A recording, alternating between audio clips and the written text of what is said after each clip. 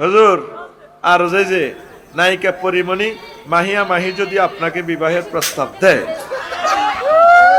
তাহলে উক্ত প্রস্তাবে আপনার মতামত কি? আপনার মূল্যবান মন্তব্য মতামত শোনার অপেক্ষায় পূর্ণ মাহফিল প্যান্ডেল মোহাম্মদ মাহাদি।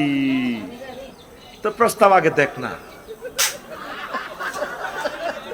প্রস্তাব দেখ না, তারপর আমি বিবেচনা করব। আর প্রস্তাব দিয়ে বিয়ে করলে তো লাভ নাই, তো বিয়ে থাকে না তো, বুঝতি? বিয়া এরকম তো বিয়া ভাঙ্গি যায় গই, বুঝতি? আমার গাড়িতে সিট কয়টা? প্রিমিয়াম গাড়িতে 60টা। এখন যাত্রী কয়জন আছে?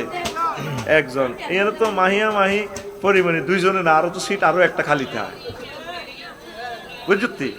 তো প্রস্তাব দিলে এটা আমি তোদেরকে জানাবো, অসুবিধা নাই, কি হয় পরে খবর হইব, কেমন?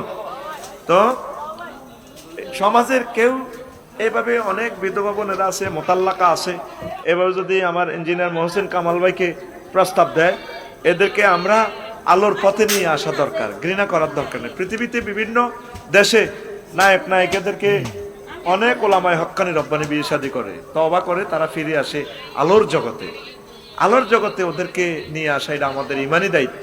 আল্লাহ আমাদের প্রিয় বোনেরা, আশা করি তারা এই জগৎ থেকে ফিরে এসে রাসূল সাল্লাল্লাহু আলাইহি সাল্লামের সুন্নাহ জিন্দেগিতে, ফরদার জিন্দেগিতে তারা আসবেন, জান্নাতের মেহমান হবেন।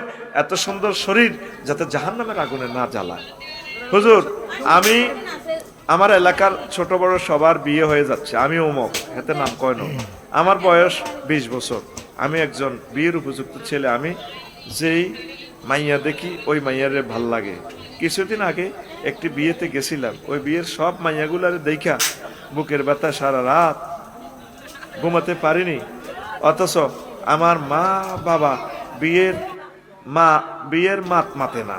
দয়া করে আমার মা বাবার উদ্দেশ্যে কিছু বলে বিয়ের ফয়সালা কইরা দিয়া যান। এটার জন্য এই যে তুমি ঘুমাতে পারো না, তুমি রোজা থাকবা, তুমি কোরআন তেলাওয়াত করবা, স্কুলের পড়া কলেজের পড়া বেশি পড়বা, তুমি আল্লাহর জিকির করবা, আর একটু একটু সংসারের কাজ করো। ইনশাল্লাহ সংসারের আয় ইনকাম বেড়ে গেলে, তোমার চাকরি বাকরি হয়ে গেলে ইনশাল্লাহ আল্লাহ তোমার বিয়ের ব্যবস্থা করবে। আর পর্দা করবা।